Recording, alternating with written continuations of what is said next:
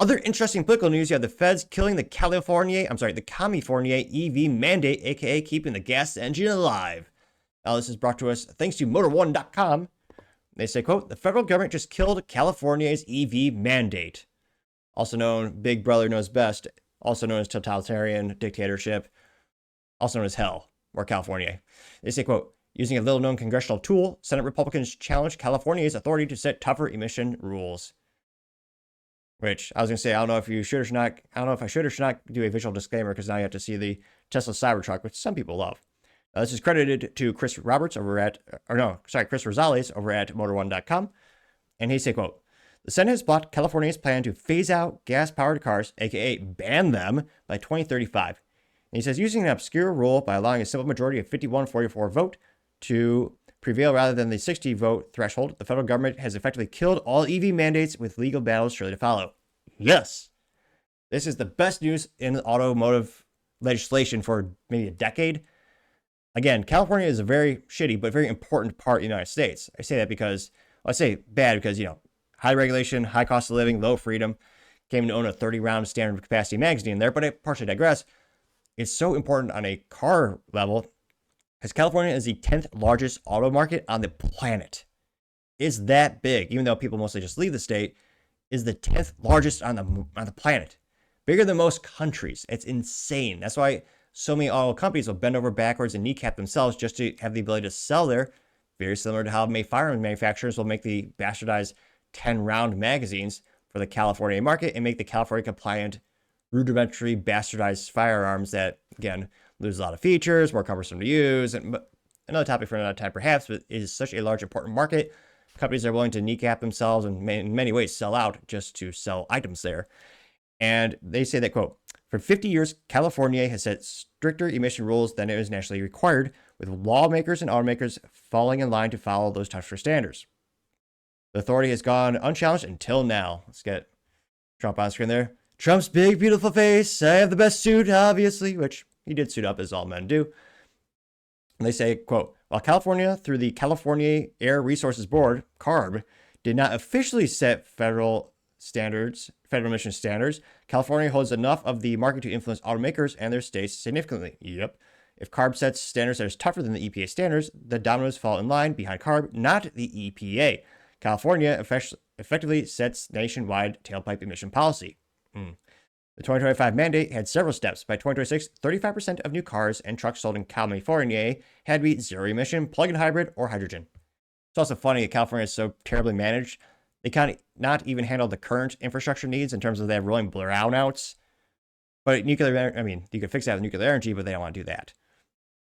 Ridiculous. They say by 2035, 100% of the auto industry, by 2030, they climbed to 68%, and 2035, 100%. Yeah. The auto industry had lobbied against the 2035 mandate, even while Honda, Ford, and other automakers signed agreements recognizing California's authority to set standards because of its aggressive transition period. California Governor Newsom maintains that the state will still meet its climate goals despite, quote, citing a legal responsibility under the Federal Clean Air Act to provide community with reduced criteria pollutants to levels required by federal law.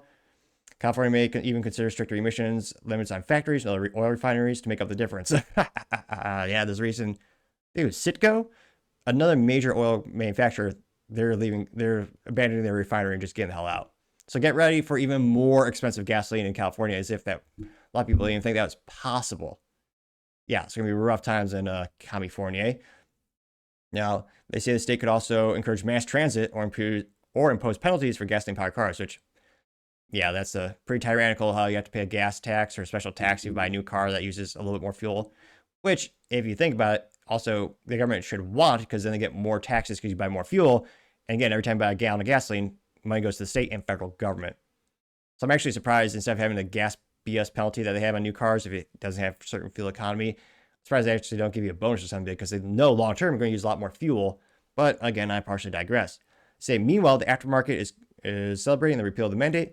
Mike Spange, the president and CEO of Specialty Equipment Maker Association, SEMA, said, quote, Congress's vote gives the nation's automotive and marketplace much needed stability, which will deliver renewed investment and sufficient resources to aid our industry in doing what we do best, innovating in future automotive technology. Yeah, a lot of the best, the best aftermarket car companies or aftermarket car accessories, they're all about increasing the horsepower of your car and having more fun. California doesn't like that. They want to put them all out of business. Now, they say automakers and lawmakers who lobbied against the mandate also consider the repeal a victory for consumer choice and manufacturing jobs within the states. Yep. Although California, knowing that, will still drive out manufacturers, it's what they do best. I mean, never forget, California was headquartered to the largest automotive companies on the planet. Not just Tesla, but also before that, it was Toyota, which again, that's the largest automotive company on the planet, bar none, by number of units sold every year. And because of California's high taxes, high regulations, yeah, they moved their headquarters out. Honda actually, for a brief time, was also headquartered there, U.S. headquartered, of course, globally, both Honda and Toyota are in Japan.